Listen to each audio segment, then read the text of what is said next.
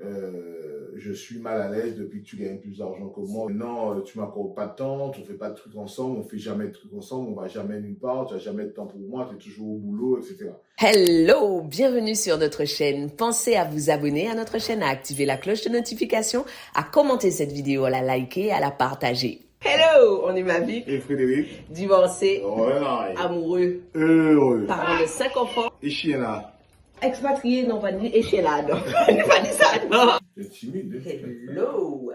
Aujourd'hui, on va parler d'une question qui revient extrêmement régulièrement, qui nous est posée souvent en DM. Et d'ailleurs, je suis curieuse d'avoir l'opinion de Frédéric sur la question. Est-ce que les femmes qui réussissent font peur aux hommes? Est-ce que les femmes indépendantes ou qui réussissent font peur aux hommes en général? Alors, si j'en crois ce que j'entends, les expériences que nous avons, les gens que nous connaissons, ou bien les gens il y a effectivement beaucoup de couples qui rencontrent des difficultés quand la femme commence à progresser, à gagner de l'argent et à certaines fois gagner plus d'argent que son conjoint ou que son mari. Donc, j'ai envie de te dire que je pense que statistiquement, oui, en tout cas, factuellement, ça va certainement poser un problème puisque ça... Mais alors, est-ce que tu as dit plusieurs choses? Tu as dit quand la femme réussit, quand elle se met à gagner de l'argent, quand elle se met à gagner plus d'argent. Est-ce que ce sont trois facteurs différents pour toi ou est-ce que ce sont les trois conjointement? Est-ce que le fait que la femme se mette à avoir du succès, point barre, peut être effrayant? Est-ce que le fait qu'elle se mette à gagner plus d'argent qu'au début de la relation, ça peut être effrayant? Ou est-ce que c'est le fait qu'elle se mette à gagner plus d'argent que l'homme? À partir de quel moment pour toi, il se passe quelque chose? Alors, quand tu dis pour moi, tu parles de moi ou bien de ce Non, que... je veux avoir ton opinion. Je sais très bien ce que, Ouais. je sais très bien ce que tu en penses. Parce que moi, mon rêve, c'est que tu gagnes beaucoup plus d'argent que moi, ce qui est le cas depuis très peu de temps et ça me va très bien pour que je puisse siroter un peu. Hein. Donc, Non, je ne parlais pas de toi. Non. Moi, ce que je crois, c'est que pour être plus sérieux, les habitudes ou bien les statistiques ou autres montrent que souvent, quand le boulot, l'argent sont toujours liés, sont toujours synonymes de pouvoir. Et dans nos sociétés, alors je ne vais pas parler partout dans le monde, mais en tout cas dans nos sociétés antillaises ou réunionnaises ou autres, enfin, non, peut-être pas tout l'Occident, j'en sais rien, mais en tout cas au moins dans les DOM, et je pense que ça, mais c'est pas pour stigmatiser les DOM, mais en fait, dans notre fonctionnement, habituellement, l'homme gagne plus d'argent, enfin, c'est lui qui est le chef de famille parce qu'il gagne plus d'argent, etc., etc. Et certaines fois, quand la tendance s'inverse et donc la femme se met à gagner plus d'argent, comme l'argent est aussi certaines fois synonyme de pouvoir, donc ça peut soit changer la donne dans le couple, soit en tout cas changer la perception de ça dans le couple et donc éventuellement poser des soucis. Voilà. Donc, le vrai problème viendrait d'une menace de l'équilibre des pouvoirs. Par, comment dire ça? D'une manière commune, et je vais être un peu péjoratif, excusez-moi mesdames, mais d'une manière commune, l'homme gagne plus d'argent dans le couple, il est le chef de famille et la femme a le salaire complémentaire. Je vais stigmatiser ça en faisant ça ressembler au problème de taille. En général, dans la plupart des couples, l'homme est plus grand que la femme, est plus haut en taille que la femme. Ben parce que la plupart des couples, c'est comme ça qu'on le voit. Au mieux, ils sont de la même taille, mais sinon, l'homme est plus haut que la femme. Mais il y a des hommes qui sont plus petits que leurs épouses, et ça ne leur pose pas de problème. Mais j'imagine qu'effectivement, quand ils ont commencé à se voir, eh ben, sauf s'ils se sont connus à 7 ou 8 ans, eh ben, il y avait déjà la différence de taille. Donc, c'était déjà établi que la différence de taille, elle allait dans ce sens-là. Pourquoi je compare à ça? C'est parce que quand ce qui peut se passer dans le couple, c'est qu'au moment où où se sont connus, au moment où ils ont commencé à être ensemble, au moment où ils se sont mariés, il y avait une sorte de hiérarchie, entre guillemets, liée à la partie professionnelle. Et donc, quand cette hiérarchie tombe, ou en tout cas elle est bouleversée, ben, ça peut effectivement poser des problèmes où ça peut demander en tout cas une période d'adaptation, etc. En fait, sans qu'il y ait forcément de hiérarchie, moi, le sentiment que j'ai en t'écoutant, c'est que il y a une espèce de statu quo. Donc, un tel gagne tant, un tel gagne tant, et c'est comme ça, un tel contribue à telle ou telle part à la vie du ménage. Et du coup, de ce que j'ai déduit de la première partie de ce que tu disais, c'était que qu'il y a une espèce de déstabilisation, je ne sais pas si ça existe, du jeu de pouvoir à l'intérieur du couple. Et donc, et de la deuxième partie de ton explication, ce que je déduis, c'est que c'est pas tant le changement de l'équilibre que la remise en question du statu quo. Tu commences en disant, en règle générale, c'est l'homme qui gagne le plus d'argent. Et donc, en fait, c'est le fait d'être différent de ce qu'on a connu antérieurement ou le fait d'être différent de la norme, à ton avis? Moi, je pense que ce sont les deux.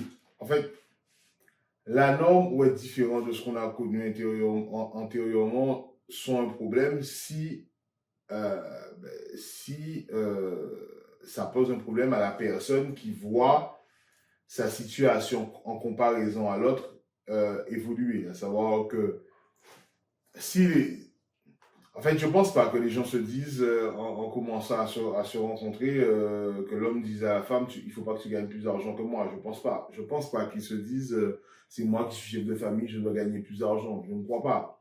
Mais il s'avère que dans une certaine proportion, que je ne sais pas dire, mais qui est pour moi extrêmement élevée, euh, enfin, l'homme, à un moment quand ils se sont rencontrés, l'homme souvent gagne plus d'argent que sa femme. Donc la question se pose pas.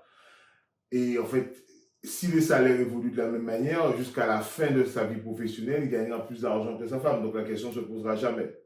Mais la femme peut monter un business, avoir une promotion, changer de travail, avoir une opportunité, enfin, etc., etc. Et à ce moment-là, d'un seul coup, en très peu de temps, eh ben, il y a un changement. Le jour où tu as commencé à gagner plus d'argent que moi, ça s'est fait très rapidement. Donc moi, ça m'allait bien, ça me va toujours très bien, mais ça allait très rapidement. Donc à ce moment-là, ça peut effectivement poser un problème d'ego, ça peut poser un problème et ça peut aussi poser un problème en fonction de la somme, parce que quand tu as commencé, je prends notre cas, quand tu as commencé à gagner plus d'argent que moi j'ai pas gagné moins d'argent, je continuais toujours à gagner autant d'argent. Donc moi, ce que j'ai vu, c'est que je me suis dit, ça va me faire plus de reste à vivre. Parce qu'une fois qu'on aura payé les dépenses communes, j'aurai plus d'argent en fait à moi. Donc, puisque mécaniquement, la part s'est inversée, c'est toi qui payes le plus maintenant dans le truc. Donc moi, ça m'allait bien. Donc voilà, maintenant, si ce sont deux salaires peut-être plus faibles, moins importants, et que d'un seul coup, la femme a un écart, et que voilà, voilà. Il y a aussi une question peut-être de machisme. Alors, c'est pas péjorativement que je dis ça, mais en fait, souvent, l'homme est celui qui aime payer, faire des cadeaux, faire des trucs et autres, etc. Alors, je ne dis pas que les femmes ne font pas de cadeaux, c'est pas du tout ce que je dis. Mais invitent ou des choses comme ça. Et puis, quand à un moment, ils sont, enfin, finalement, ben, il sait qu'il gagne moins d'argent à un moment. Donc, mais le fait de gagner moins d'argent que l'autre ne veut pas dire qu'on ne peut plus faire les cadeaux qu'on faisait. Le fait que quand je t'ai rencontré, entre le moment où je t'ai rencontré et maintenant, ton salaire a augmenté considérablement. Mais le fait que ton salaire augmente considérablement ne m'a pas empêché de continuer à te faire les cadeaux que je faisais. Ce que j'aimerais comprendre, c'est dans quelle mesure le cadeau antérieur, le cadeau qui avait de la valeur, le cadeau qui faisait plaisir, parce qu'il est un cadeau simplement, d'un coup devient moins important ou a moins de valeur parce qu'il y en a un qui gagne moins d'argent que l'autre. Je sais pas, enfin, l'exemple du cadeau est peut-être pas le bon exemple. Donc, Moi, je suis sûre qu'il est un bon exemple parce que ce que les statistiques montrent, en fait, j'ai cherché avant qu'on ait cette conversation, ce que les statistiques montrent, c'est qu'à partir du moment où la femme se met à gagner plus d'argent, l'homme se met à lui faire moins de cadeaux, à moins l'inviter au restaurant, à moins sortir avec elle, à moins lui faire de propositions et à attendre qu'elle fasse des cadeaux, qu'elle fasse des propositions. Donc, il y a un lien de cause à faire. Ouais, d'accord, je comprends ce que tu dis. Même maintenant, je voudrais avoir ton opinion de chef d'entreprise. J'ai adoré le passage où tu disais que, en général, quand on se rencontre, enfin, dans la majorité des cas, quand on se rencontre, l'homme gagne plus d'argent que la femme, et que si les choses continuent d'évoluer selon la courbe habituelle, jusqu'à la fin de sa vie, l'homme gagne plus d'argent que la femme dans le couple. Est-ce que quand tu dirigeais de grosses boîtes, les femmes demandaient moins de promotion? Est-ce qu'elles demandaient moins d'augmentation de prix, de salaire? Est-ce qu'il y a une différence notoire de demande, en fait, de niveau de valorisation de la compétence chez l'homme et la femme? Alors, si à un moment le législateur s'il y a une législation, puisqu'à un moment il y a une législation et dans les grosses entreprises, mais peut-être les petites, mais bon, moi je vais parler de celles que je connais, à un moment on devait être capable de prouver les égalités hommes-femmes à l'intérieur de l'entreprise. Si à un moment le législateur a jugé utile de faire ça, c'est bien que factuellement dans la même entreprise, sans, je pense pas qu'à un moment quelqu'un se dit tiens je vais payer une femme moins, mais factuellement les femmes gagnaient à poste égal moins que les hommes. Est-ce qu'elles demandent moins? Est-ce qu'aux entretiens annuels on demande moins? L'homme a plus de facilité, enfin pour moi avoir fait plusieurs des entretiens et avoir embauché à poste équivalent des hommes ou des femmes, l'homme a plus de facilité à parler d'argent et de son salaire que la femme. Mais moi j'ai aussi connu des femmes qui savent demander leur salaire, leur argent et puis voilà. Donc ce sont toujours des généralités parce que mais je prends simplement le fait que si enfin les textes qui sont sortis, c'était pas l'égalité homme-femme, c'était bien l'égalité, enfin c'était pas dans le sens s'assurer que les hommes avaient autant que les femmes, c'était bien s'assurer qu'à poste équivalent la femme touchait autant que l'homme. Donc si à un moment il y a eu une volonté de l'État, en France en tout cas, de légiférer sur ça, c'est bien que statistiquement, il savait bien que à travail égal, d'une manière générale, la femme n'avait pas le même salaire que l'homme. Alors, est-ce que c'est intéressant la direction que prend notre conversation parce qu'au début, la question c'était est-ce que les femmes puissantes ou indépendantes font peur aux hommes? Et tout de suite, la discussion s'est orientée sur le salaire de la femme par rapport à l'homme.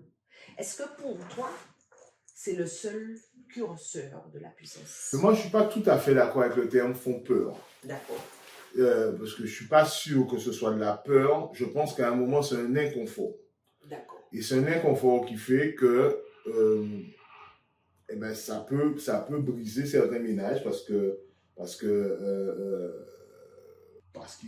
l'homme va peut-être se sentir diminué ou réduit, et donc, se sentant diminué ou réduit, il préfère peut-être aller voir ailleurs, enfin, pas voir ailleurs, en tout cas, vivre une autre vie que de continuer cette vie-là où il se sent diminué.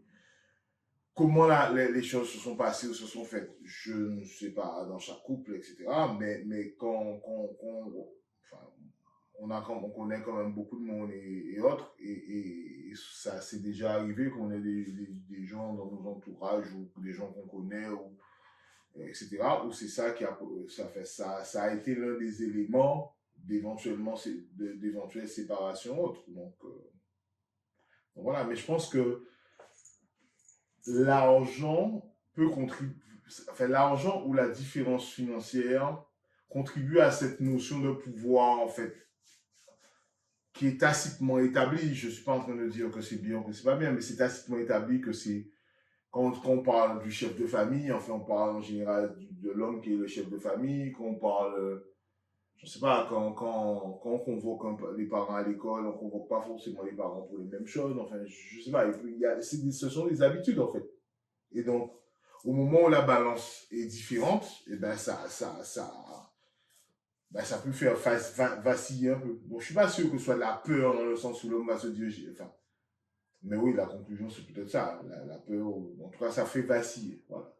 Tu disais que ça fait vaciller, mais est-ce qu'il y a autre chose? Est-ce qu'il y a autre chose, d'après toi, que l'argent? Parce que la vérité, c'est que, est-ce qu'on t'a déjà demandé si c'était compliqué d'être marié avec moi? Est-ce qu'on t'a déjà demandé?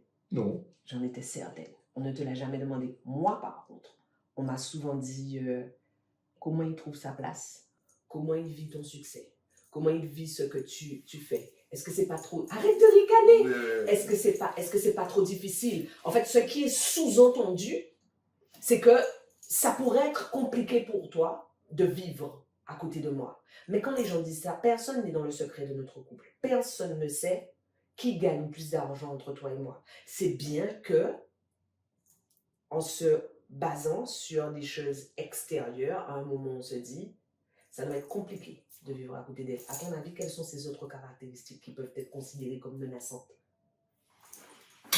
Alors, dans notre cas, je ne suis pas sûr que les gens se disent que tu gagnes plus d'argent, moins d'argent que moi. Je pense que les gens se disent... Je suis sûr qu'ils se le disent pas. Je pense que les gens se disent, ben, d'un côté, il y a quelqu'un qui est célèbre, qui est sur les réseaux, qui fait qui remplit le palais des congrès, qui est une star aujourd'hui quand même dans notre environnement. Qu'est-ce que tu racontes? On peut s'arrêter. Non.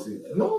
Et de l'autre côté, comment... Non, il ne faut pas couper, c'est ça la vérité. Et comment je vis le fait de vivre avec quelqu'un qui est aujourd'hui un personnage public. Donc, moi, je vis ça très bien, moi, ça me va bien. Ça, c'est pas quelque chose ça ne m'a jamais intéressé, moi, d'être un personnage public et d'être truc. Et moi, j'ai extrêmement facilement trouvé depuis des années ma place dans notre collaboration. Et donc, ça ne me pose aucun problème que tu deviennes encore et encore et encore plus célèbre, qu'on aille encore et encore plus loin. Est-ce que ça veut dire que l'une des choses qui fait qu'on passe à travers les gouttes de pluie, c'est le fait qu'on collabore, c'est le fait que de l'extérieur, on me voit moi. Mais je pense que ça dépend, ça dépend du caractère de tout le monde. Oui, moi, même quand j'étais patron de Tipper et tout ça, moi, ça ne m'intéressait pas d'aller dans les cocktails, dans les machins où j'étais invité. Donc, j'y allais jamais. Donc, en fait, j'y allais jamais. Donc aujourd'hui, ça ne me plaît pas plus que ça d'être devant les caméras. J'y allais pas. Donc, ça dépend du caractère de chacun. Donc, moi, ça me va, en tout cas, la manière dont nous, en tout cas, on fonctionne. Ça me va même très bien. Et donc, voilà. Mais tu m'as pas répondu. Tu m'as pas dit si, à ton avis, le fait qu'on échappe aux stéréotypes est en partie lié au fait qu'on collabore et que je ne sois que la partie émergée de l'iceberg. Non, je ne crois pas que ce soit lié qu'à ça. Je pense qu'on échappe aux stéréotypes parce que nous sommes deux forts caractères. Nous sommes deux personnes qui n'avons pas besoin de... Moi, ça me fait plaisir quand je fais un truc et que tu me dis que c'est super, que je l'ai fait. Mais si tu ne m'avais pas dit c'est super, ben, j'aurais continué à faire mes affaires pareil. Et je pense que toi, c'est la même chose. Donc, on n'est pas là à attendre. Moi, je ne suis pas là à attendre que tu me félicites, que tu m'encourages ou que ceci ou que cela. Moi, j'ai mon boulot à faire, je le fais. Tu fais le tien et puis on avance, quoi. Donc,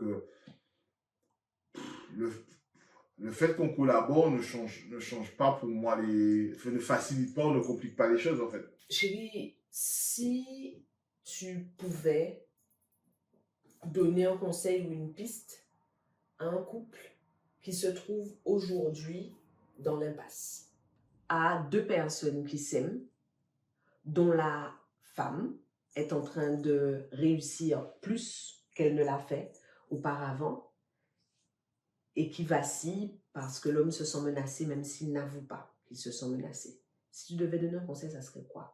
Juste de ton point de vue. Moi, je pense qu'il faut mettre à plat les choses, il faudrait qu'ils évoquent tous les aspects de leur relation, etc. Tout ce qui pose problème, qui pose pas problème à l'autre, mais il faut surtout le faire de manière franche et transparente.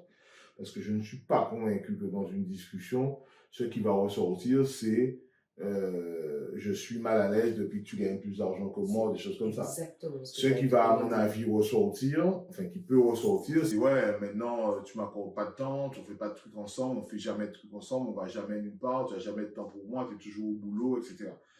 Or, ça, c'est pas le vrai problème, dans la mesure, enfin, en tout cas, à mon avis, c'est pas le vrai problème. Le vrai problème, c'est une question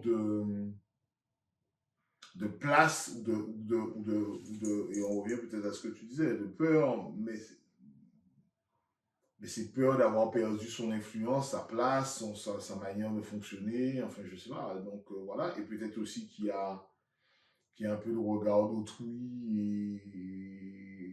Et donc, tout ça, ça fait un amalgame qui, certaines fois, la solution la plus facile, la plus rapide, c'est de se séparer. Et puis, voilà. Mais c'est pas c'est dommage, en fait. Parce que je pense que si les choses étaient posées, ben, moi, je pense que ça aiderait à voir plus clair. Donc, pour répondre clairement à ta question, je pense que il faut poser les difficultés, que chacun dise ce qui l'embête dans ce qui a évolué et autres, mais honnêtement, et ensuite, ben, on voit qu'est-ce qu'on peut faire et qu'est-ce qu'on ne peut pas faire. Mais si la solution, c'est de dire à la femme de renoncer à sa promotion pour pouvoir se sentir bien, ben, je ne sais pas si ce serait une solution viable ou pas. Donc, alors moi, si j'avais un conseil à donner à un couple qui traverse une épreuve de ce genre, la première chose que je dirais, c'est fixez-vous un rendez-vous pour en discuter, pas tout de suite, en fait. Dites-vous, est-ce qu'on peut en discuter tel jour à telle heure? Ça donne du temps entre le moment où on décide d'avoir cette conversation et le moment où on a la conversation. Ça donne le temps de faire le point sur ce qu'on ressent, sur ce qui est gênant, sur les endroits où on se sent vulnérable. Je pense que aussi pour que chacun, en fait, je crois que c'est plus difficile qu'il n'y paraît de dire j'ai peur, je ne me sens pas à l'aise, je ne me sens pas à ma place, ou j'ai peur d'avoir perdu mon influence, enfin mon importance. Je pense que c'est bien de s'arrêter sur un nombre de points de vulnérabilité qu'on pourrait aborder en se disant, ben, dis-moi au moins 3 choses que tu ressens. Comme ça, ben, la première, la deuxième, ça sera facile. Généralement, ça sera du premier degré, mais à partir de la troisième, ça va obliger à aller chercher. Je pense aussi que ça vaut le coup de faire un pacte de non-agression et que ce qu'on se dit ne sorte pas de la conversation, qu'on soit sûr qu'on est dans un endroit sûr où on peut parler.